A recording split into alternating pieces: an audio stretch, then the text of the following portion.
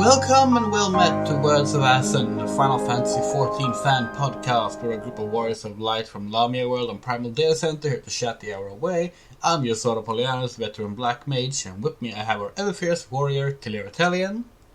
Hello. And the High Soaring Dragoons, Asaria Limoli. Hello. And Midori Toka. Hello.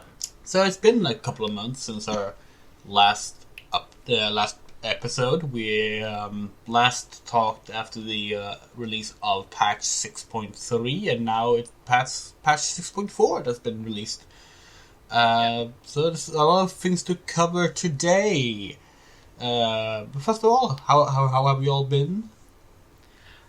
Things been good. Getting back into trying to get everything leveled up, because once you have everything leveled, it's going to be a lot easier to get tomes for the Manderville weapons. Yeah. We'll be talking about those. Working on that right now. Yeah, I kind of took the last two patches largely off, so I actually had to buy gear in order to even do the raids this time. And I didn't even start the Loporits until after this patch, so I've hadn't been playing much. I've been doing Loporits and a few little daily things here and there, but I'm planning on this patch getting back into things and doing stuff more regularly, but I'm caught up on things more, other than still not having Island Sanctuary unlocked. But aside from that, I'm doing well. I am doing pretty well. I'm getting my jobs to where I want them, so I'm on track for having everything maxed by next expansion at least. So without being too pressured. Just done the bare weekly minimum. Playing some other games like Rise of 3 and getting ready for Final Fantasy 16, and always thinking but never doing leveling fishing. Yeah, we've been sort of taking some time off of 14 this past few months as well, actually. Sort of getting back into it these past few weeks. We did, however, secure our tickets for the Final Fantasy XIV Fan Festival in London in October. Nice. Yeah, so we'll be going to that. That'll be fun. And we will likely be a week or two late to Final Fantasy 16 because we have not been able to get a hold of a PS5 yet. But that'll be fun as well. I don't have a PS5 either. Yeah, I don't have a PS5, and I'm probably not playing Final Fantasy 16 anytime soon. So yeah. Yeah, I have a feeling I'll just wait till it's on PC. Yeah, that's fair. Yeah, I'm not sure how. I'm gonna wait till I hear from other people about it, because I'm not sure how interested I am in it. So we'll see.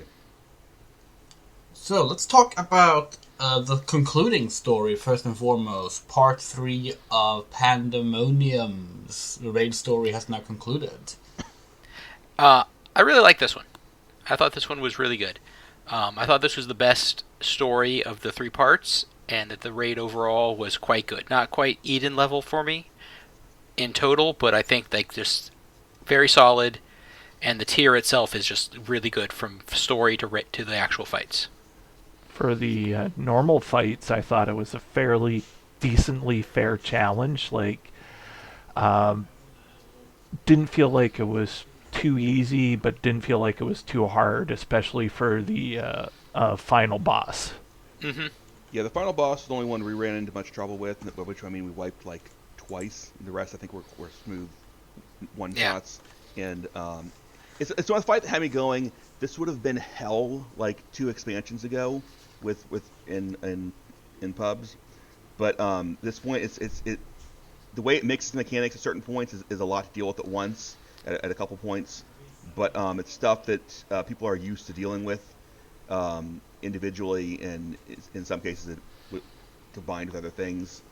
So people adjust to it fairly easily. I think my favorite.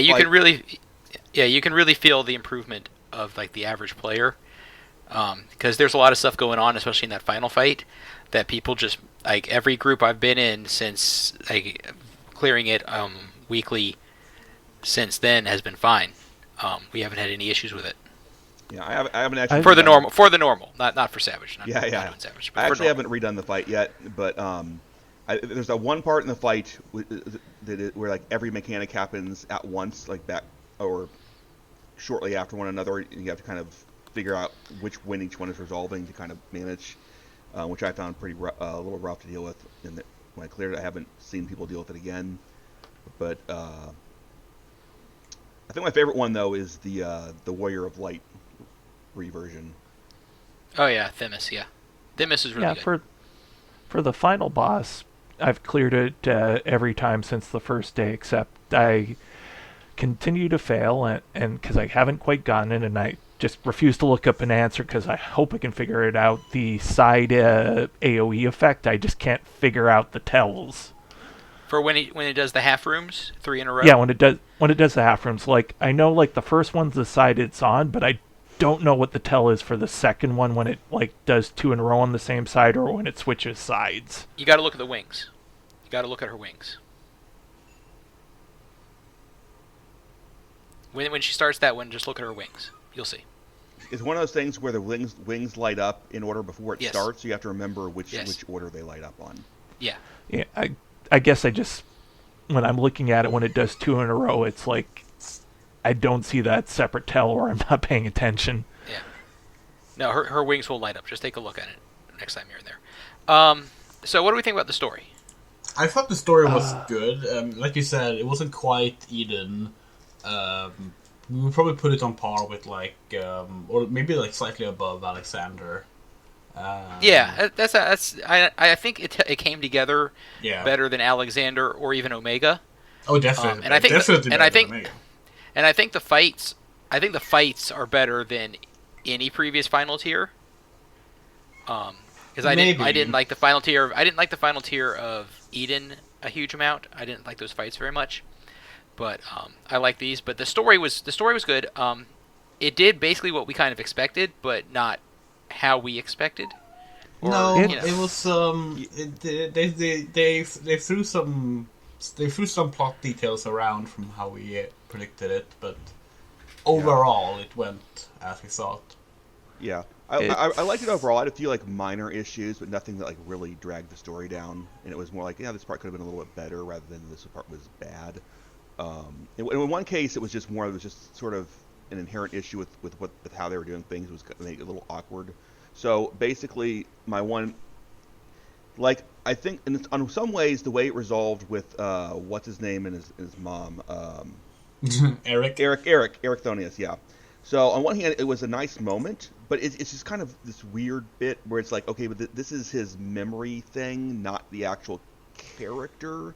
It's not a huge issue, but it's part of my mind where I'm looking at this going, okay, it's a kind of, it makes it slightly awkward. It wasn't bad. Yeah, the actual Eric Thonius did not get any kind of conclusion here. Yeah, and like narratively, sometimes that's fine. It happens to the character, but in this case, you're getting the player gets the resolution, but the character doesn't get that moment. It's kind of weird. It was still the moment, but I had to step out for a second. What was that about? No, like that the Eric Thonius, it's not the actual Eric Thonius getting the sort of catharsis at the end. It's just the memory of him created in the present, which is kind of awkward. It's something that probably wouldn't stand out as much if you don't have La Brea, a few moments later going, it's like, no, I'm a memory. You are right to hate me and continue to hate me. Yeah, that's the thing. Is that they really stressed over and over again that these aren't the actual people. It would have been one thing if they kind of just swept it under the rug and I go, okay, yeah, it's not. We're just kind of not going to pay attention to that too much. But before and after, they kept reminding us these are the memories. These aren't the actual characters. Yeah. So I think it wasn't a huge issue. It was still a nice scene, but did undercut it a little bit. I can see that. I mean, it's always possible that something else is done with this later. Because they have gone back and we had a thing where we just went back and revisited Omega and tied up some stuff there. So yeah. So what do we think about the Heart of Sabik? The Heart of Sabik. It was really interesting to see that come up again after all these years. Like and it was speculated to come up again. It was because there was this big thing a couple of months ago. I want to say like early fall last year maybe, where a tweet went around again about how in Japan, It's called like Black Auracite. Auracite. well, Sabik. it's called Black Holy Stone Sabik, and Holy Yeah. Stone is what they call Auracite. Yeah. So it's like, oh, see, it was Auracite. It's related to so it's probably related to Ultima the High Seraph, and like there was, and like I was like, I don't know, it feels like a stretch to like go that direction as like a definite confirmation, because like this was the first use of Holy Stone But used in Japanese one of the Final dialogue 14. options. One of the dialogue options, though, does actually bring up Ultima. Oh yeah, like now it's Yeah. like now it's obviously confirmed. But Yeah, like at yeah. the time, Yeah. I was like, I don't know, because like that was the first time that term was used in Japan, and it is a generic Okay. term. Okay. So do we yeah. do we think this is a plot hook for later stuff? E- The Auracite stuff is definitely coming back up at some point. I don't Probably, know. probably. I don't think it's because it's side content. I don't think it's going to be next expansion. I think But it's like an here's the expansion. thing. But like here's the thing. We say that, but like there's an entire third of Ultima Thule that depends on you having done Omega to make any sense at all. Like imagine going to Ultima Thule and getting to the Omicrons, Yeah. and it expects you to have done Omega. It doesn't make any sense if you haven't. So like I mean I agree that it might not be next expansion, but honestly I think it might be. I think they're done with It- like sort of like just coddling people. And they're like, okay, you either do the content or you don't, but we're Yeah, not gonna and I guess we're not with- gonna worry about it I anymore. guess this one, the main thing is it's bringing up Auracite again. You don't have to have necessarily done that for it to make sense. That's just stuff where if you've done it, it's like, oh, this has come up before, so they can just bring it up again and make Auracite in the main story if they want to. So yeah, it could be start coming up in next expansion. Yeah, and it also feels like it feels more likely that like people will have done Pandemonium than like say Return to Ivalice, which is where Ultima the High Seraph comes up. Yeah. yeah. I think we're going to be in Ivalice again next. You think we're going to return to Ivalice? Well, let's not get too much into the next expansion stuff until we cover MSQ, but yeah. But this does feel like the first raid tier where it is setting stuff up for the future. Even if it's not main story quest, you could see them maybe leading into it for like the next 8-man tier or the next 24-man tier. Because bringing back Ultima Seraph, that sounds like something they're going to work on in the future. It's very possible. Like on one hand, like we need to keep in mind that like this entire patch series is basically about concluding plot threads, like little beats. It's why they made sure to bring back Heart of Sabik. They made sure that like every single important ancient is now given like an extra little bit of story to conclude the stories. Yeah, This concludes. The thing about the Heart of the Sabik though is that they didn't conclude its story. They opened more questions. Yeah, that's the thing. They went out of their way to make it more than it was before. It could have just been, here's this powerful piece of Auracite that we happen to have known about. But no, it's got a whole mystery now that even the agents didn't know about. So and when you combine that with going to the MSQ real quick, because it's not the actual MSQ, it was a side thing. Aaronville showing up and basically holding up a sign saying, "What I am saying now will be important later. Just keep that in mind," and then sort of just going away. I just saying, "Oh, I'm going back to the Vieira Forest. This is definitely important later. Just keep that in mind." And then he walked away. And Chara makes sure to give a good look at him in case you missed the hint the first time. Yeah. So, one last thing about the raid. What do we think about Athena?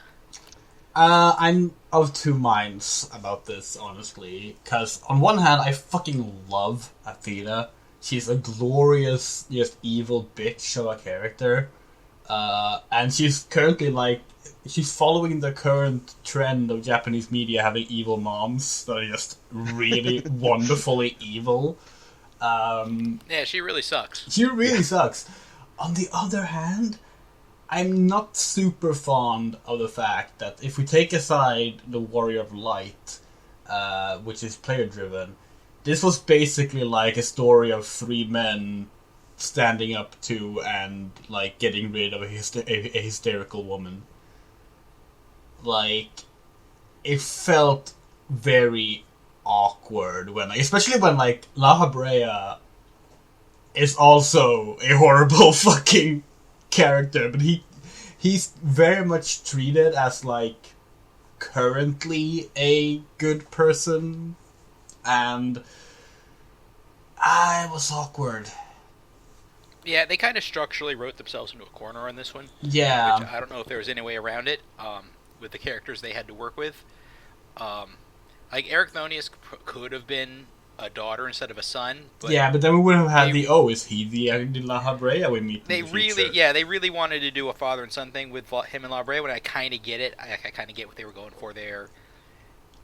Yeah. So it's like not great, but it's not terrible. It's not the worst. No, but honestly, it's just it also kind of doesn't get better that like right after you do the whole thing with Athena, it's like, and now La Habrea goes and fucking like punishes this other woman in Pandemonium because she was in leagues with Athena, and it's like, yeah, okay. I don't know about pun. I mean. No, I know, but also like, it kind of she was under her thrall, and he kind of So but it's still like I don't really see it as punishing. So, but yeah. So as far as Athena goes, I was that stuff didn't bother me. I didn't really think of it until you brought it up in Discord before. I found I found that her I was fine with her role. I did find that her actual final motivation and goal was kind of the whole I want to be a god thing. Yeah. I was kind of like, okay, could have been a little, at least that part could have been a little more interesting. But it's like, it's also like, but she was also kind of this.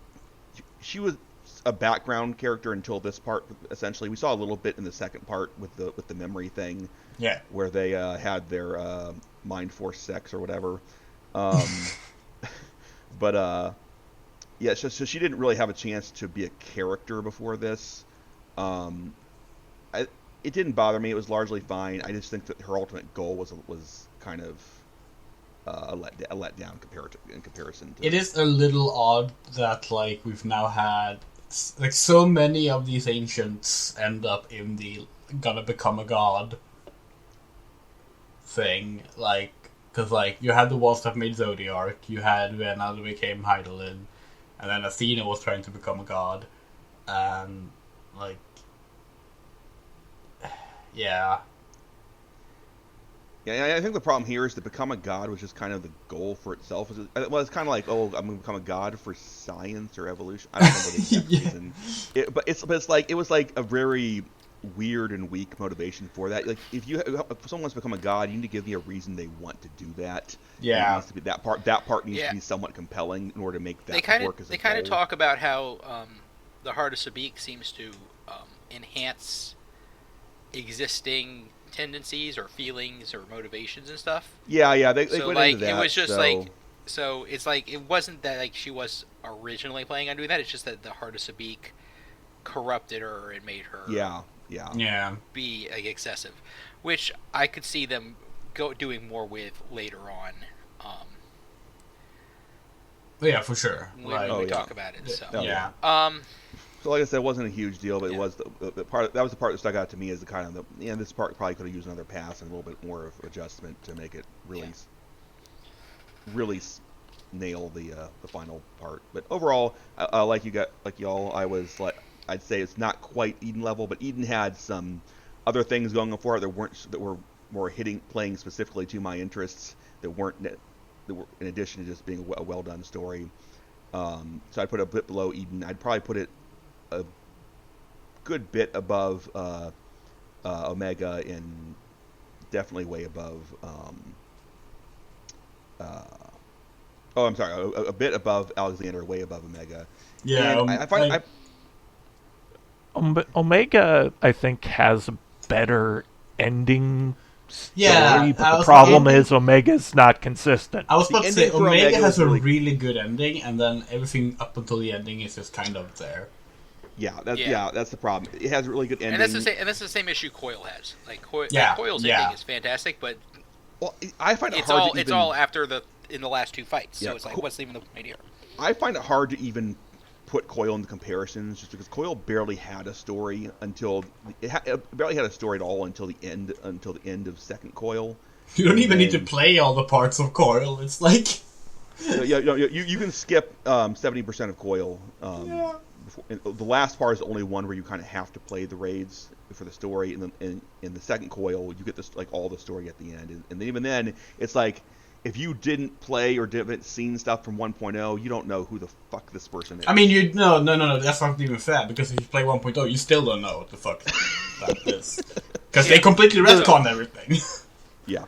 And But also Coil the- hinged entirely on nostalgia for 1.0 Yeah. for the story, which is why. But anyway, so I don't even like putting Coil in the comparisons because just everything about I don't think it's its own thing. Yeah.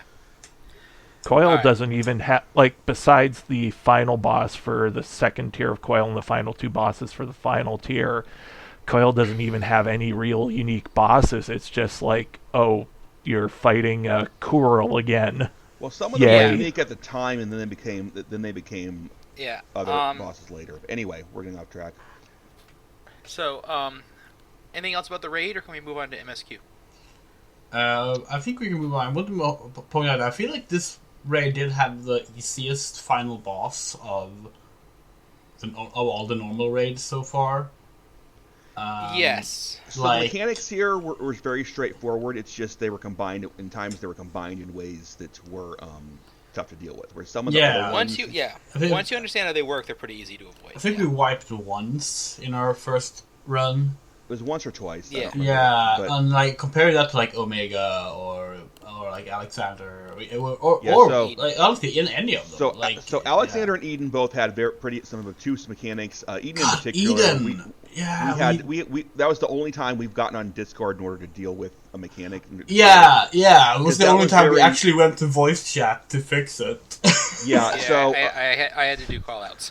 so See, so the Eden had thing things, the thing with Omega and Alexander's final boss is that I think they have one mechanic that's super tricky, and if you fail it, it ruins the entire run, and that's what makes it tougher. Other than that, I think those are a bit easier I think there's a number. until you get to that mechanic. So with Alexander, there's a few things going on. One is that was the first normal raid series, so a lot of people were not used to doing that stuff. I remember the specific thing I remember with Alexander is there's one part where like it's tricky to find a safe spot, especially when people weren't used to coordinating with each other. But there's these very tiny safe spots, and if you overlap with someone else, you're both gonna die. I don't remember too much else about the mechanics for that one. With Omega, you have the 2-target thing for a while, which again, that complicates things. Eden has just some the whole Eden raid had the delayed mechanic thing, and that one had the whole pay attention to which portrait or something is doing something and figure it out. And that was pretty some complicated stuff to deal with. This one, here's a bunch of basic stuff you know how to deal with, but we're combining it in some a bit more intense ways than usual. Yeah. Okay. So MSQ. MSQ. So I thought this was actually the weakest of the MSQs we've had post Endwalker. See, overall, I really like this one. Oh yeah, me too. I thought this one worked really well. So I think the thing that you had to there were basically two camps coming into this. It was either camp, this was going to be the end of this story, and then next patch would be entirely set up, or this would not be the end of the story. And personally, I was always in the second one simply because they were always going to do Zeromus. Like, they weren't not going to do Zeromus, because whenever you start doing Final Fantasy IV stuff and you have Golbez show up, everyone's going to be, well, where's Zeromus? Yeah. Everybody knows that Zeromus shows up after Golbez. We all know that. It's I didn't Final even Fantasy think about IV. Zeromus until it showed up. I'm like, oh, okay, yeah, of course Zeromus is going to be here. And I see complaint. I saw complaints about how Zeromus doesn't make any sense. All this stuff, like all these fiends, like they went through by really fast. We got their backstory in a little bit, and I'm like, you guys didn't play 4, did you? We got so much more information about the fiends, Golbez, Zeromus, everything than the Final Fantasy IV version of them. I think a lot of people don't remember how old games work. Yeah. Where like a bunch of like when it comes to like all the old Final Fantasy games, like at least before 6, I want to say, like everything before 6. Yeah, for sure before Like, 6. Like 5 a little at least bit, but 6 for sure. 50% of like what you remember about why you love the stuff in those games is stuff you invented in your head between the lines. Like there's so little actually there because that's how games were made. Yeah. Yeah. Like, there's going to be a bunch of stuff that was raised about the Fiends here that is going to eventually just become stuff people know about them, and people are going to forget that none of it was in 4. Yeah. Oh, definitely. Like, I feel like like- that's already happened in terms of like some Like- of their behaviors. Like, I mean, Barbaricia, Cagnazzo, and whoever the other one is, I can never remember. They have no personalities in 4. yeah. They're just bosses. Rubicon only has a little bit. Like, he talks to you for a couple lines, and that's it. So anyway, overall, I've liked that they have taken like these very well-known bosses from 4 and given them more depth and used them to tell a story. Yeah. Like, these could have been any elemental-themed bosses. They didn't have to be the 4 Fiends. But Yeah, they may as well be the 4 Fiends. They could have done right. the That's 4 Fiends of Fantasy 1 if they wanted to, even though we've already it's fought like- like half of them. But it's still. yeah, it's like some of the complaints I've seen about it have boiled down to, well, why are we doing this nostalgia? It's like, well, because why not? Like, Yeah. that didn't affect the story. The story was going to be whatever it was going to be. But if you're in Final Fantasy and you need 4 elemental themed bosses, why not use the 4 Fiends if you haven't used them for anything else? They're a perfectly reasonable thing to use for them. And now you've gotten that reference out, and you're like, everybody can be like, hey, it's the 4 Fiends, and you're like, oh, this is pretty cool, actually. Yeah, and it's actually Yeah. like them doing something new with them as well, and like doing their own spin on them rather than just like how Omega would just like bring back the old stuff. Yeah. And it's be It's like, more it's like the how old it's- stuff. It's more like how they did Crystal Tower Exactly. and stuff. Yeah, they integrated it into the world. So anyway, about this patch, I think that that what they've done more or less makes sense in terms of what they had set up before, what Golbez is doing, why Zeromus exists. Like, you got to kind of roll with the metaphysics of it, but I think it doesn't violate anything that we've seen. And one thing I think that's neat is that, like, we just sort of stumbled into this. Like, we just showed up one day, and Golbez was like, well, maybe I can do something with this. And he has. Like, Golbez's plan isn't bad, and if we didn't come back, well, the worst that happened is he's just got to wait around a little while longer until he figures it out. Right? He's got no time limit. Yeah. Everything that's happened has been because we showed up. And Golbez, as far as we can tell, there's no Golbez in the Void just have been sitting around for eons. Nothing's changing there. Yeah, no, I feel like everything they did with Golbez and the actual Void aspect of the storyline has worked really well in terms of making it fit into what we're doing and how it feels reasonable. My problem with this patch story though was pretty much everything before we went to the Void just felt very padding. Yeah, I could see that. I feel like they wanted. I don't even remember You why must- we went into the dungeon. That was to get cerulean? No, We got needed to get cerulean- ether so we could shoot it to the moon Right. to break to Oh Yeah. yeah, right. a lot of it is just we need to have gameplay elements. You Oh know, We yeah, need to have a reason to yeah. do this stuff. Speaking of I- that, well, what do we think? What do we think of this dungeon in terms of the bosses? I don't remember it. I liked it a lot. I've done it a bunch of times since Yeah. in roulette. I've liked it a lot. I really liked the second boss. I thought the first boss like the most boring dungeon boss they've had since like ARR. Yeah, it's not that boring, but it's not too interesting. But the second one and the octopus are pretty. Yeah, I remember the octopus. Yeah, the third one. So I did this one. Well, I did it with someone from our server that's not here.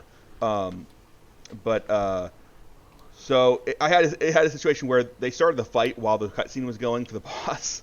So so this one's a short one, so it's not a big deal. I'm going in there, I'm kind of scrambling, trying to figure out what's going on. So the whole thing was kind of a little bit of a mess. But that boss appeared, and I go, oh yeah, it's Final Fantasy IV expansion. Of course that boss has to show up somewhere. Yeah. We've got a history of Kraken bosses. It's probably the best dungeon Kraken boss. Oh, by far, not even a competition.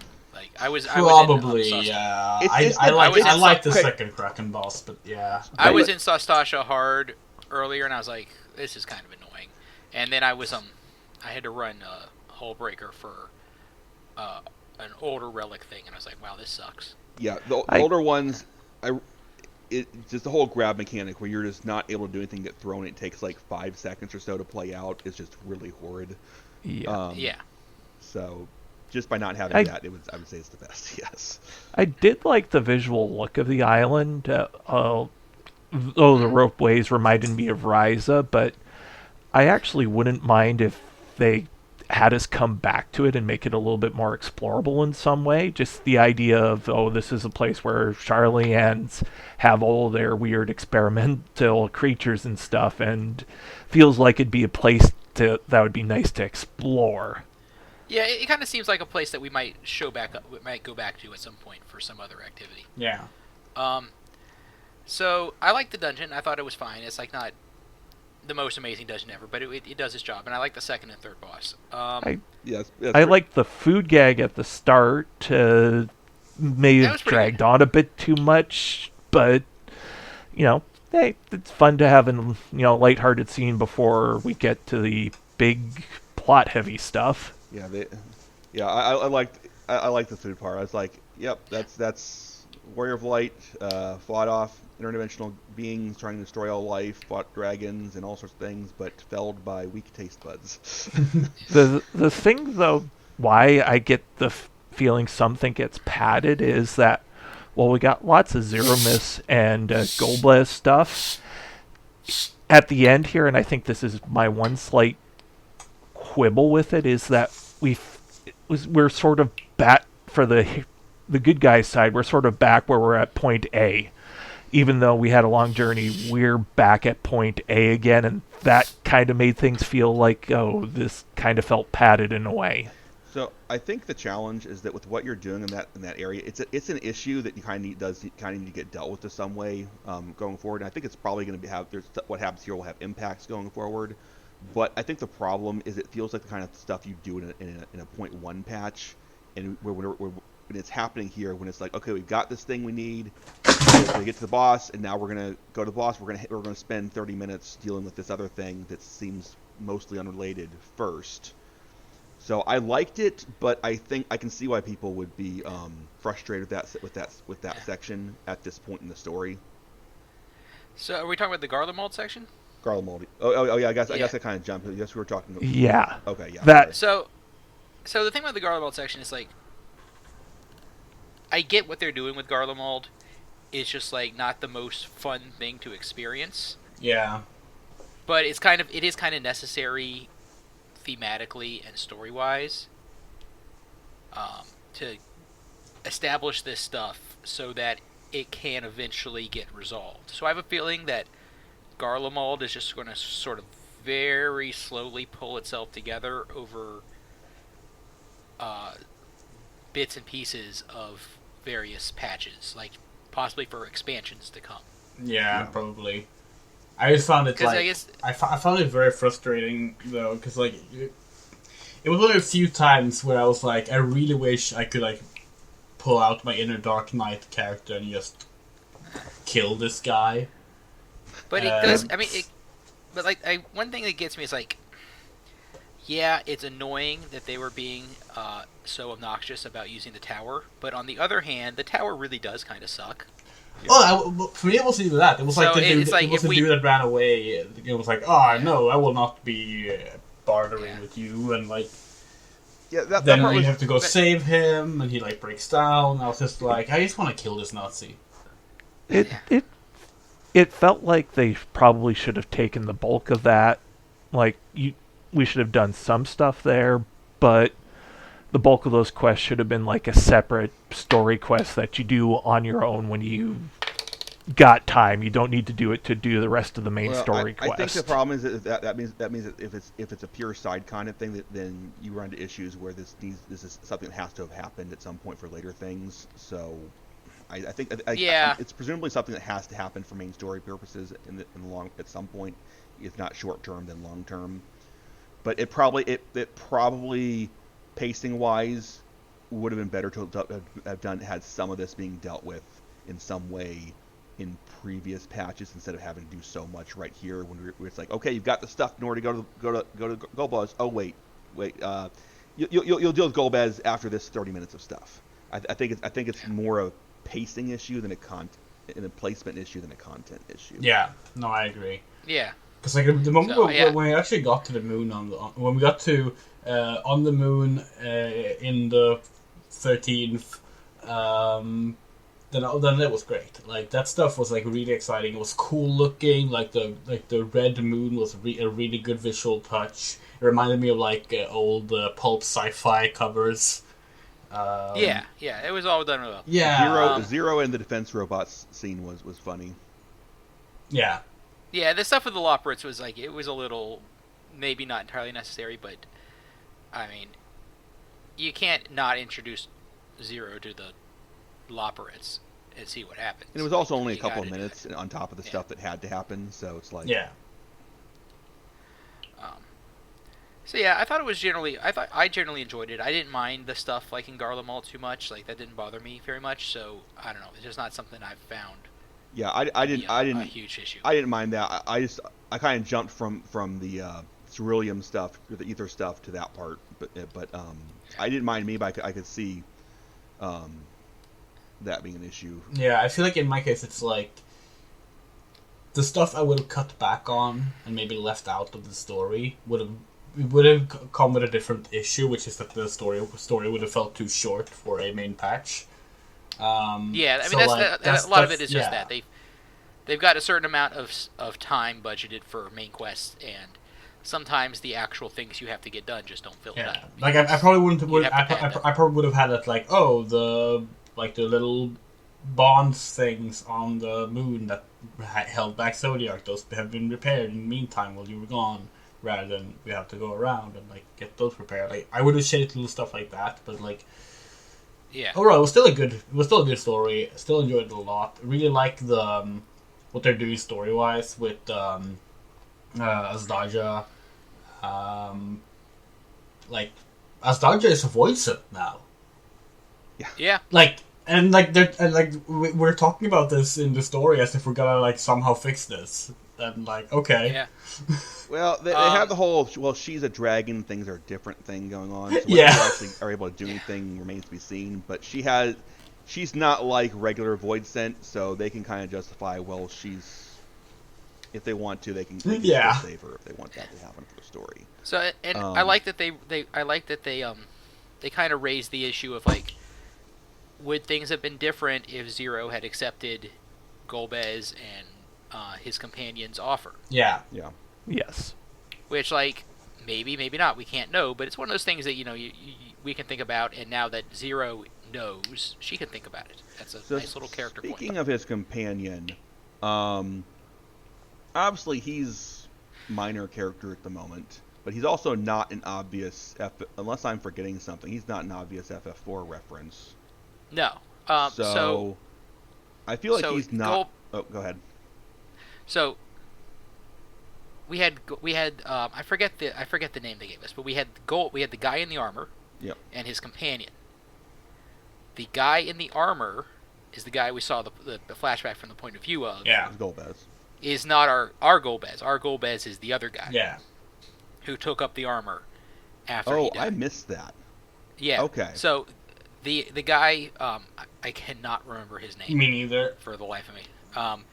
He has the same voice as Golbez. And well, Golbez didn't have a voice. Yeah, Golbez didn't have a voice because we saw everything from Golbez's point of view. Well, previous Golbez's point of view. So we don't know anything about him. We may never know anything about him. But it's the other guy, the swordsman, who is now the one in the Golbez. Right. Armor. So I guess that is the implication Durante. from how we saw the memory gem, because we saw it from the Golbez perspective, which means the memory gem has to be that Golbez, right? Yes. That's how we're getting to that. Yeah. Okay. Yeah, and then at the very end, we see a shot of the other guy in the Golbez armor with the helmet off. Oh, Yeah. okay. I didn't see that. Okay. Durante is his name. Durante, Durante, yeah. that's right. And he's not an existing Final Fantasy Right, character. right. He's Okay. new. So him that guy being him, yeah, that throws out any idea anywhere I was going without the window. So it's nothing. So okay, I completely missed what was going on with that situation. I have a theory So- that Golbez, the original Golbez, is the 13th Azem shard. That would make sense. Yeah. Because why else I not don't think even I- give him a voice? I mean, I realize that they gave Yeah. they gave voice to Arbert, but like, Yeah. it seems like an odd And choice. they may or may not. Speaking of They voices, may or may not ever confirm that, but that does seem a reasonable like interpretation. sorry for a tangent, but I forgot something we forgot to mention in the raids. But they actually had some voices in the raids this time. Oh yeah. Yeah, they voiced the bosses and they voiced Themis in one scene, which was Really jarring if you play in English. Yeah. I don't know what that sounds like in Japanese because I've only played in English, but people have been like characterizing Themis as like this like squeaky little soft boy because he's tiny, and he has like this really deep masculine voice in English. well, I mean, he's Akira Ishida. Oh, So in Japanese, he has the perfect voice for what Themis looks like. I mean, yeah. See, I feel like this was a case where like the casting was done for original Elidibus. yeah, it was a Warrior of Light. Well, no, he was cast originally for back just when it was just Elidibus. I don't know if he. I think in the English cast, I don't know if he's is he voiced in. Yeah, he's voiced as Elidibus a few times. Oh, okay. Because I was thinking So, that like between I Remember Born and Heaven's Word, everyone got recast, and I wasn't sure if he I think showed up. I think he was voiced at some point. We'd have to Yeah, look into that. yeah. But anyway, he's Akira Ishida, which is obvious because he's the most Ishida Akira character possible. It's like you look at him, it's like, oh, I bet that guy's voiced by Ishida Akira. I Yeah, really he's voiced by should Ishida Akira. replay the game with Japanese voices at some point. I've replayed this game way too many times to not have done that. So MSQ next time we're gonna beat up Zeromus and something will happen. Yeah. Well, I think at this point we have no conception of what could happen. there with are this letters expansion. going around. Yeah, the letters. The letters are involved. Aaronville is probably going to be involved somehow because he was very obviously this will be important later. But it's the letters. I think we're going to a couple different places, but I do think one of them is going to be the Vieira Forest. Yeah. And the Ivalice area. Yeah, no, But I think we'll definitely. be going to a variety of places on the source. That's my opinion. Is it won't be like one coherent place. It'll be a bunch of different I places. think that makes sense because first of all, this expansion already did that, and then there's just so many places to cover, potentially cover. The only place where I think would make sense to focus like an entire expansion is the New World, and there's been nothing at all to even slightly indicate we're going there anytime soon. Yeah. So Either there or Mericidia, but I feel like Mericidia would not support an entire 6 maps all by itself. probably not, but yeah, hard to say, but yeah. I mean, if Ishgar can support 6 maps, I mean they can make anything support 6 maps. So, but they haven't actually done that since Heaven's Word either. So No. because Stormblood was And it was 2, kind of pushing it a couple places in Heaven's Word. yeah, and yeah. So, but yeah, Stormblood just cheated it by doing half half Doma and half Ralgar. Yeah. Alright, so do we have any other predictions about the MSQ? No, no one gets any prizes for guessing what the trial is next batch. Oh god, yeah, yeah. that's pretty. Yeah, that's. How do we feel about the trial this time? It was fun. I liked it. Yeah. Yeah. Yeah, it had us one of the kind of the same thing. Some of the mechanics are kind of the same thing going on as the Warrior of Light refight. So having done that first, it's like okay, I kind of see what's going on here. Yeah. And it was Very fun small fight. arena. That was interesting. Yeah. It reminded me of what's his name from Shadowbringers, Rajit. Oh yeah. The Ranjit fight. Yeah. I can kind of see yeah. that. Yeah, I see what you mean. All right. So Tataru, we went to go visit Gaius again. Oh, yeah. So I was behind on these. I actually hadn't done the previous one. So the Stormblood one, which was fine. But the interesting thing that happened was that I went and picked up the Stormblood one, and then the NPC had another arrow over her head. And then I had both quests for the 2 patches activated at the same time. Yeah. Yeah. So yeah, that's actually pretty neat. So that they're not necessarily sequential. I assume you'll have to have all of them done by the end. Yeah, I assume the last one requires all of them, but my guess is that basically the first one requires just MSQ from 6.0 finished. The others, each individual quest probably has the separate unlock requirements based on the expansions. Yeah, like you have to have done the Void Arc, 4 Lords, and now the Warriors. weapon quests. Shadow Gimlet. Yeah. Yeah, Shadow. Yeah.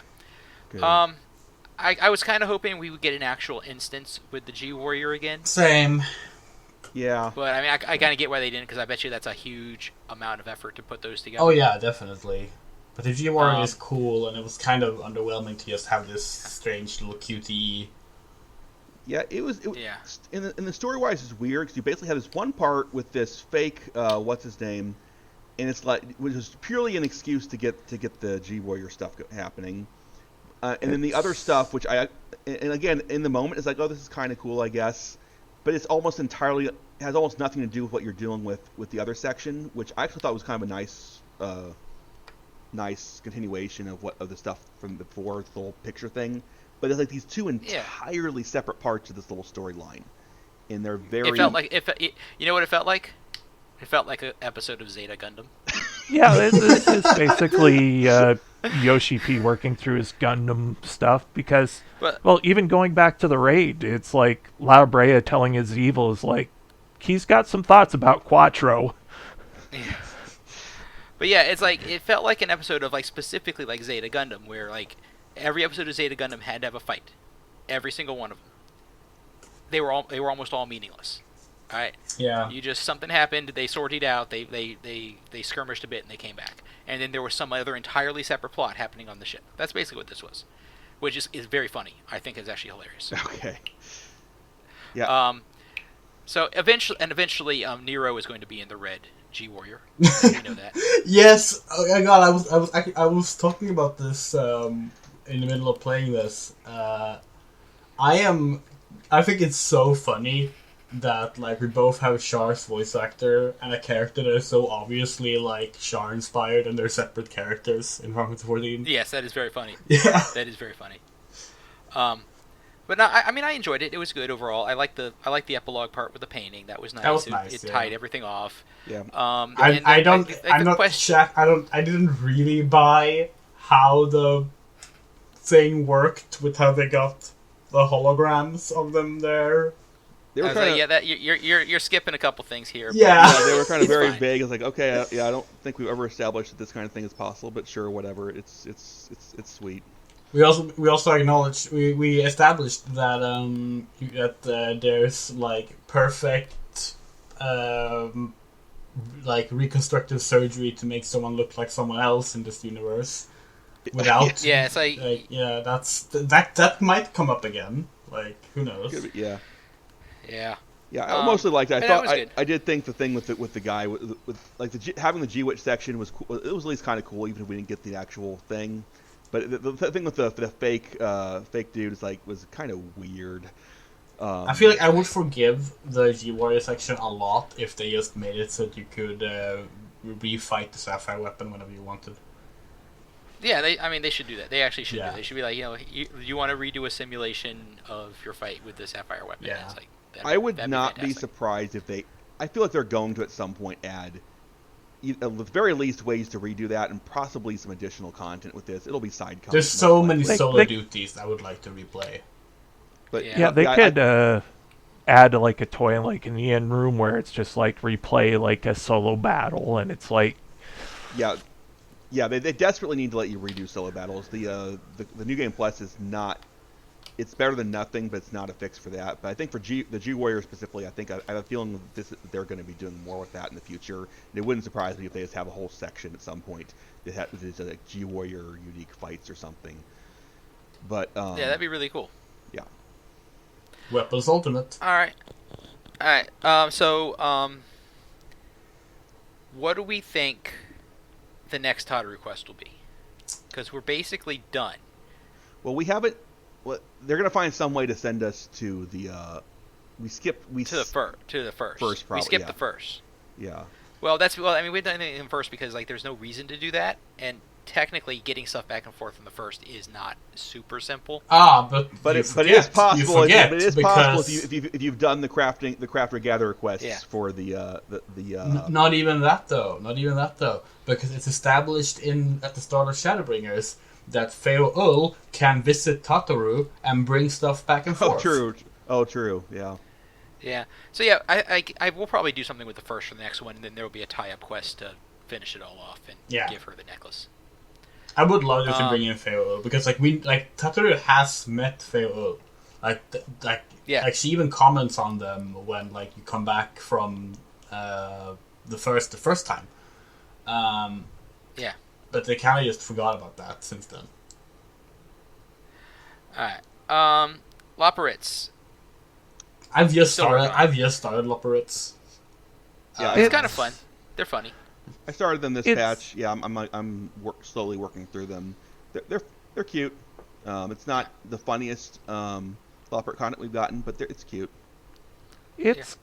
Having finished it, it's actually a low-key story that how to phrase it. It's there is some humor there, and the quest-giving area is kind of fun, but it's more meant to be a bit of a melancholy, but also a happy story.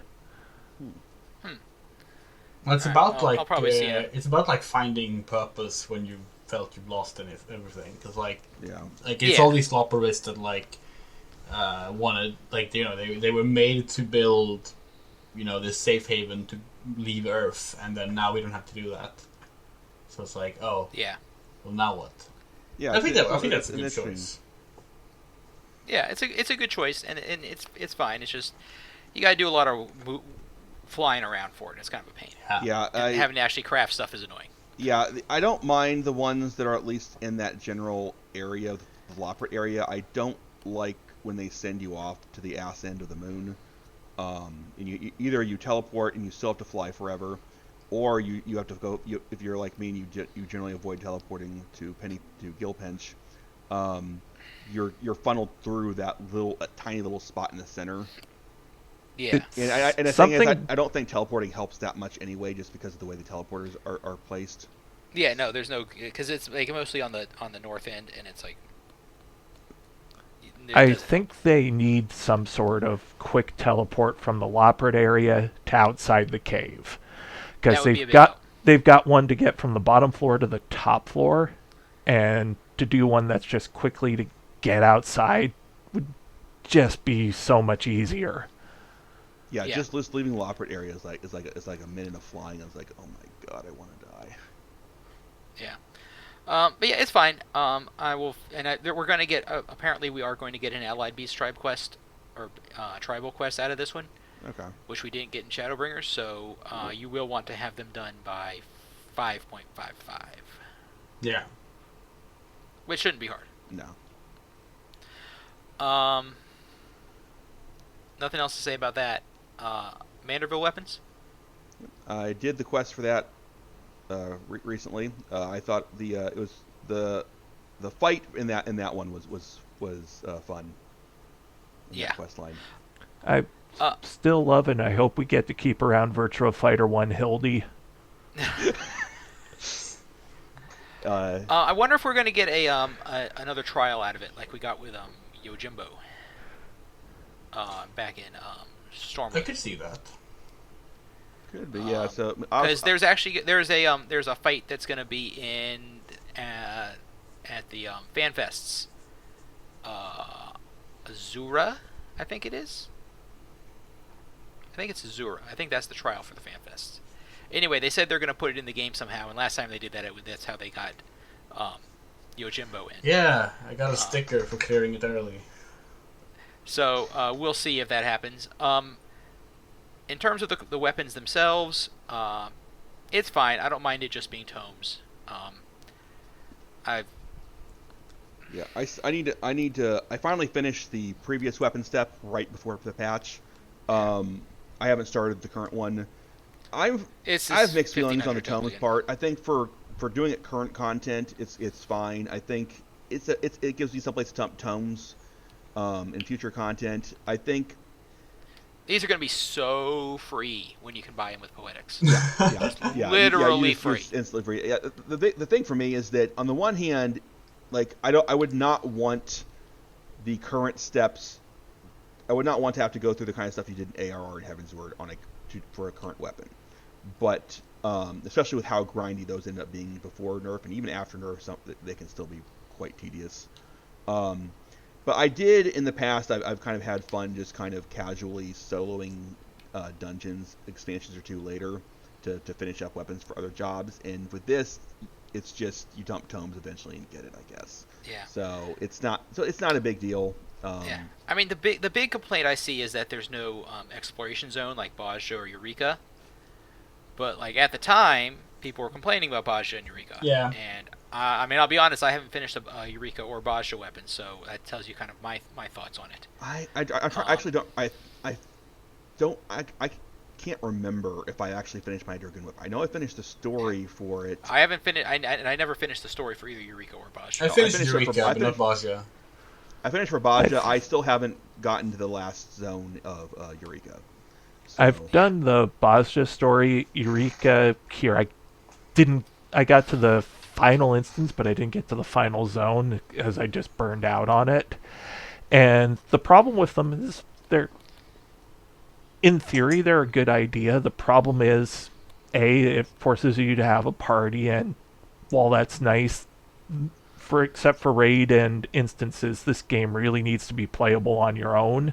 Yeah, and that makes it hard, even though I've heard it's easy to grind it out now. It just makes it hard to go back and do it. Yeah, the second zone of Eureka was like goddamn near impossible.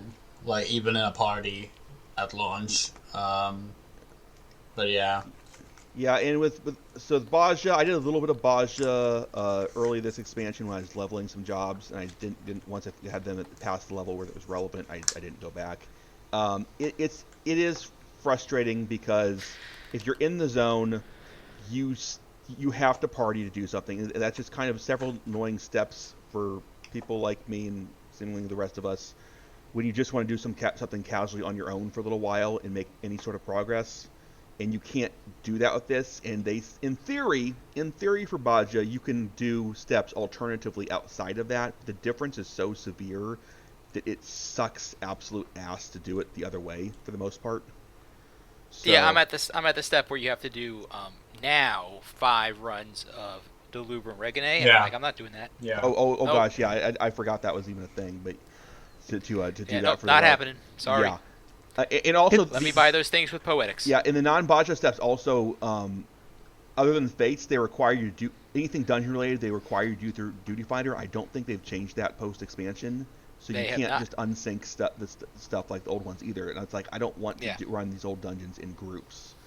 Just let me half-ass pay attention while I listen to YouTube videos on my own at some point.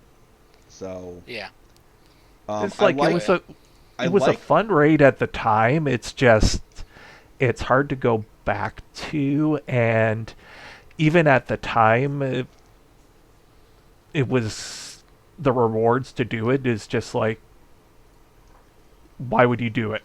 Yeah, Eureka just kind of sucked ass all around. Bajra, I think the field bosses they designed there were really fun to do a little bit. But it's not. I don't like to grind it. Is the problem? Yeah. It's fun to do like once. Doing Delusionum Rebene, whatever, a couple of times. That was fine. Grinding that for relic weapons. Yeah, that's my opinion. So yeah. Anything else? Expectations for next patch? Anything like that? Next patch, well, we have the trial is obvious. There's um, we have next patch. I think we have to resolve this and start getting some idea of what we're doing for next expansion. I think currently- I think No. we won't get the clear information on what next expansion will be until point 55. Yeah, I think- probably not clear, but I oh, go ahead. Here's what I think. I think we're gonna finish up the stuff with Golbez in the first part of the patch, and the second part will be entirely set up for Yeah. the next expansion, which is an interesting way of putting it, way of doing it. But I think it might work out really interesting to do it that way. I think we're going to see more of the letters go out, but we're going to get people that we wouldn't suspect get them. Actually, it turns out they're all invited for Smash. No, it turns out the final boss is Rugal. Yeah. But yeah, it's like, in terms of the MSQ, we're gonna fight Zeromus. Probably not fully fix anything in the Void because that's a long-term thing. Yeah. Get the dragon back, and then we'll find out in the second part where we're going. Yeah. The big thing next patch really is the final part of Myths of the Realm. Yeah. Yeah. Definitely. Which, like, we know now who we're gonna fight. Obviously, we don't know what order, but it doesn't matter that much. The big thing is gonna be who the final boss is, and we talked this out last time. So Yeah. it'll be interesting to see where they go with that. I think the general framework of its story is basically set. I don't think there will be huge surprises there, but I think it will be an interesting way of tying all that up.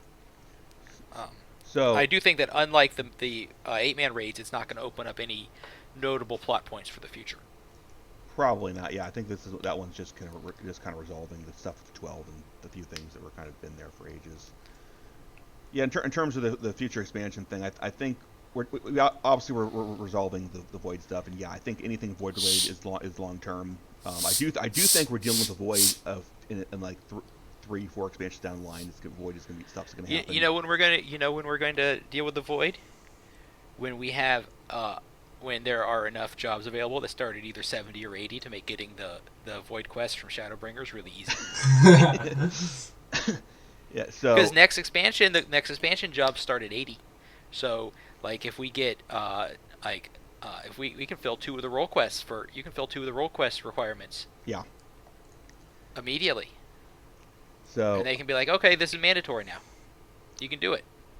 yeah. So I think definitely eventually we're like dealing with the Void. We're fixing it somehow, making it inhabitable again. I don't think that there's no way that's happening next expansion. No. Coterie mentioned something kind of interesting. I don't. They said they mentioned the Big Bang attack from Zeromus, creating a new universe. There's no way we're dealing with new universes when we have so much we can do with the current stuff. Yeah, but, no, that's just. But Don't pay attention to attack animations. yeah. But a thought did occur to me. I don't think this is at all happening. But I don't think we're even going to a new shard next expansion. There's too much else we have available on the source right now to deal with. Yeah. But, and it's important to scale back. Yeah. So Yeah, this is So one thing that came up, I think it was this patch where Urstola kind of mentions, we can't travel to other shards now, but at some point we're going to. So like they're kind of dropping now, like we're gonna find a way to deal with that at some point. Again, I don't think the Big Bang thing is going to amount to anything other than attack animation, but the thought occurred to me that it does something to make wanting to travel. It's some way relate. It doesn't create a new universe, but it could have something where it affects the boundaries of the shards or something, and somehow it does something that makes the shards or getting to them more pressing needs somehow. we're going to have a hook that's going to want us to go into the new expansion content, but it's not going to be a major level threat. Yeah. For the next expansion, just because we do need to scale back. We've Yeah. just had, 2 expansions where, okay, this is real big threats. We Yeah. resolve that. We need to, sort of start to escalate again. Yeah, even if you look at like going from Shadowbringers to Endwalker, like we knew what was going on, but nobody in the story did. Yeah. right? We had that big battle against Van Daniel. All right, but like that didn't tell us anything. Like you get what I mean? Yeah. So like, Yeah. I think whatever information we get will be more relevant to us as players than perhaps to the characters. Yeah. Yeah. And one thing I thought of, so early in the expansion, I think at the very end of the main story, or possibly patch 1, we were talking. I think it was the very end of the main story. You were talking to different people in the Waking Sands about what's going on, and I think one nation near Garlemald came up a couple times, and it felt to me at the time, this is probably going to be Korthos, I think was what it was. Came up a couple times, like this is going to be a relevant thing at some point probably, but and it's more of a political situation type thing, and I'm kind of wondering if the stuff going on with Garlemald getting back on its feet will have like political ramifications that make some other countries kind of nervous. They make dealing with something we deal with. It's probably too soon to go from this patch to that being something of concern with the next expansion, but it could be as Garlemald is restoring kind of relations with other countries. That has political fallout that affects what we do next expansion. All right. Well, let's see. The first FanFest is at the end of July, right? I don't know. I don't know either. It's not the European one. It's October. We're always last though. So. July 28th. So we will know on July 28th a title. Whoop. A title and at least a concept. We will know probably one job. They don't announce it. They don't announce. Well, we'll have a hint at a job. We'll have anywhere from a hint to like Gunbreaker was technically revealed at the first FanFest because we saw the blade on Thancred's back. Yeah. But they didn't say anything. Yeah. So generally, the first FanFest has like a third of the trailer, some hints, a title. I'm not expecting anything as shocking as Shadowbringers, so I don't think there's going to be any big swerves. Well, the thing about Shadowbringers that was so interesting was that like they showed like that for a third of the opening for Shadowbringers, and yet we still didn't even know we were going to the first. Yeah, no. No one knew that. But that's the kind of trick that you can only really do occasionally. Yeah. And they didn't do it for Endwalker. Like, we didn't learn a whole bunch of about the stuff that we're going to be doing in Endwalker, but we had the basic like concept. Yeah. Right. But with Endwalker, it was all like you're going to the moon. Like, yeah. Turns out that going to the moon was not that important, Nope. but we did go to the moon. We did go to the moon. And we have been to the moon many, many times since then, so we did go to the moon, yes. We've been to 2 moons. Yes. Yeah. So yeah, that's one of those things where it's like I expect us to have at least at least better than in Shadowbringers, maybe not as obvious as like Heaven's Word or Stormblood, where it was really obvious. Yeah, and those were obvious in part because they were the locations roles in the story was like we have to go there sooner rather than later. So yeah, Stormblood. It was like initially like, oh yeah, we're going to Alamigo. Yeah, so in the first FanFest we only found out about Alamigo. We didn't find out about the Far East until the second FanFest. And Heaven's Word was Heaven's Word. Like everybody knew the first expansion was going to be going to Israel. Yeah, because Heaven's Word was basically here's the rest of 1.0 that we didn't fit into the game. That was the least surprising expansion reveal ever. Yeah. Like, no one, like, even putting aside the things happening in the story, it was like, we gotta go there. It's there. It's right there. We walk by it every day. The biggest misdirection in that was the focus on like Final Fantasy IV elements that ended up not really being that important. Yeah. There's interesting how like there's just been Final Fantasy IV stuff sprinkled around. Because people talk about it in these patches, which there's been a lot more. Yeah. But like all the Dragoon stuff is from Final Fantasy IV. Yeah. Like everything about Dragoons in Final Fantasy started there. yeah. Well, I mean, it didn't, but. But like everything people care about. Yeah. About Dragoons, the whole look, the It's like how Dark Knights technically started with fucking Garland, But everyone Yeah. just takes it from Cecil and onward. Yeah, and we had the Dragoons, we had the Dark Knights, we had the Mist Dragon randomly right before Shadowbringers, which was in retrospect very strange, but I guess it works. That was a damn good fight. That was a good fight. But so there's been just lots of FF4 stuff scattered around. Yeah, I guess it's because and in part it's because that's just after Final Fantasy 1, it was the first super influential one in terms of what Final Fantasy. Well, in the West, because it was the second one. Yeah, especially in the West. But and it's easier to reference than Final Fantasy VI, which they're only able to reference stuff like that when we go to Garlemald and they can throw a bunch of tech in there. Yeah, or if they just do the Omega stuff, or they do or they put the octopus in the Hildebrand quest, because that's the only place he fits. Yeah, Ultros, yeah, you can put Ultros in the Hildebrand quest because that. Oh, I hope we see Ultros again. Yeah, we haven't seen Ultros in a while. I hope he shows up randomly and then just gets yeeted off somewhere. It, with the current Hildebrand quest being aliens, it kind of actually feels like Ultros should show up. Do we know what Ultros is? I don't think No. so. No. Okay. I mean, if Ultros is anything, he's probably a Void Sent. Yeah, that makes sense. Because Typhon is definitely a Void Sent. Yeah. But I mean, we don't know. I doubt we'll ever find out. But I mean, if they ever did come down and say Ultros is something, he's going to be a Void Sent. Yeah. Hopefully Gilgamesh Does that make shows sense? up again soon. Yeah.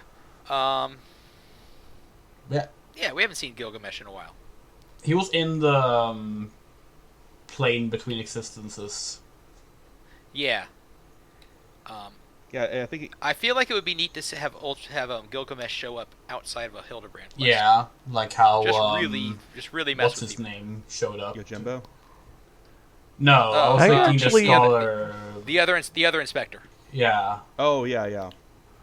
I actually They think haven't if you were to bring back Gilgamesh, you do it in the Shadowbringers world. Have him pop up there for a quest chain. Yeah, that'd be cool.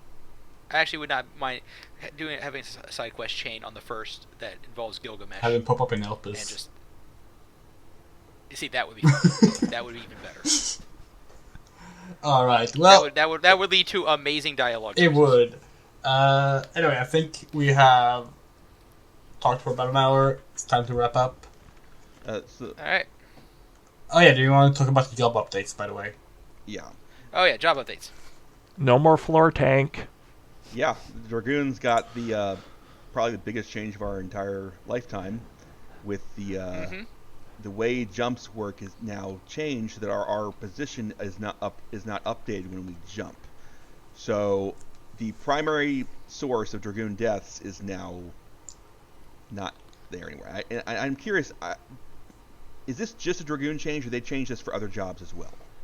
They did not change it for any other jobs. Like, for example, well, actually, Dragoon was the only job where they had a gap closer that moved them and then moved them back.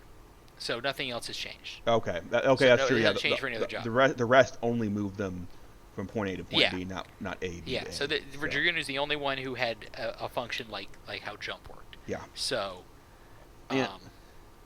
I haven't leveled Dragoon yet, so I can't say anything about it. Yeah, haven't I have leveled somewhat in mixed this feelings expansion. because, as frustrating as it could be, it's also really funny when you're doing, say, the Ifrit and Garuda fight, and then they teleport across the death field right as you hit jump. You watch yourself go across the entire arena, and then your dead body fly back. But and you're just going, shit! The second you hit the button. But yes, So- very good quality of life change. Just real quick for other job changes, the Paladin changes that happened in 6.3? 6.3? Think Something so. like that? Yeah, I The think so. big Paladin changes. I leveled Paladin to 90. I really like it now. It's a lot of fun. They have successfully made Paladin fun. Only took them a decade. So what were the changes? I think mine's at 90, but I haven't touched it since. It's so basically every time you complete a combo, a regular, like a single target combo, you get 3 stacks of Sword Oath to do that special GCD, which is stronger. But you also get a proc for Holy Spirit or Holy Circle. So you do that, and it's not as strong as during Requiescat, but it's stronger than it would be if you hardcast it. They adjusted the timings on the buffs a little bit. They made Goring Blade is no longer a dot. It's just a 700 potency GCD with a 1-minute cooldown.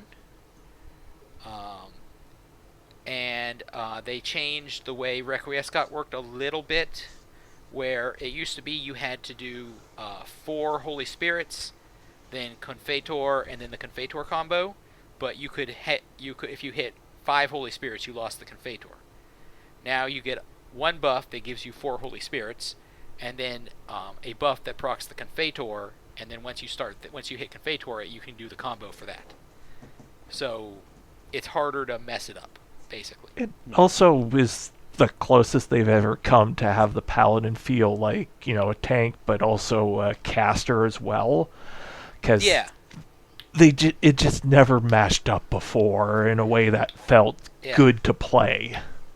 Yeah, you can kind of it's one of the best tanks if you have to disengage, because you can arrange things so that you can go into like your full Holy Spirit Confetor combo, or if you have a Holy Spirit proc from the combo, you got a GCD you can do while on the move away from the boss, which is nice. So it works really nice. It's very smooth to play. Yeah, so a lot of fun. So this reminds me, actually, this will be the last episode that we can do this prediction on. What do you think will be like the poster job for 7.0? Because we're finding that out. Oh, I mean, I would like to see it be a caster for once. It would be nice. We've never had a caster.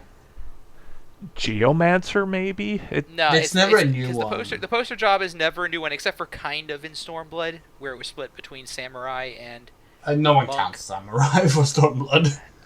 Well, they counted it in the Shadowbringers opening. Okay, fair enough. If I had to guess, I would say I feel like I would like it to be Red Mage. I think that would be one that they could do some fun stuff with for like the cinematics. Red Mage could be fun, yeah.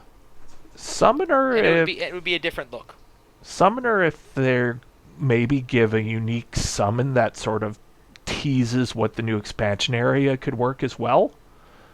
Summoner could be, I think Summoner would be a very good pick. I don't think it'll be a healer. I have a feeling I don't think so either. I mean, it sort of depends, because there was that hint that maybe they will change the Warrior of Light to be a new character, like it might be a girl or something, and it wouldn't surprise me. They're not. If they do that. There's not a chance they're going to do that. They're not going to do that. There's not a chance. Probably not, but if they do that, I could see that suddenly being like, oh, I guess we can have the girl play the caster roles. But we'll see. I feel like, given what the jobs we have, I don't think they're going to do the thing against Red Mage, also Gunbreaker, and even Black Mages. There's prominent NPCs in those roles. Yeah. So I think Summoners and but so was Dragoon. So was Dragoon. So is Dragoon, but I mean there wasn't at the time. Fair. So I feel like Summoner might be a little more likely. So they could do Dancer. One thought that would be weird. That would feel really weird. Yeah, I guess I don't know how relevant it would be, but I mean for this particular thing, but for Summoner, the NPC attached to them is still a sister, which I'd like to see come back at some point. But I don't think it would be nice to talk. They need to do some more stuff with the job NPCs at some point. I don't know how they're going to do that, but they need to. Ninja could maybe work, or Machinist. Ninja would be cool. Ninja might be neat, or Machinist. Machinist would be fun. All right. Well, we can find out in a month and a half. Yeah. I mean, maybe if they do this thing where we end up getting split across the planet, maybe they will do one job for each of the new corners we go to. We'll find out. Yeah. All right. Anything else? Should we do a sign off? No, I think that's it. There wasn't a Blue Mage update, was there? No, there not hasn't till been one. 4.5. Yeah. Okay. 0.45. We might come back after 4.5 for more updates. Yeah. So, We'll see. We'll see you again after some other update, probably. And actually, we'll probably do one after FanFest, because that's bound to bring things to talk about. Yeah, we could definitely do one after. Yeah. That makes sense. If you want to follow us on Twitter, you have Cleartelian at Cleartelian. You have Asari Limley at Asari Limley. You have Mirutoka at Satoshi Miwa, and I am at Feo Ultima. Yeah, that's been it for Words of Azem this time. And stand tall, our friends. Our journey never ends. See ya. Bye. Have a good one.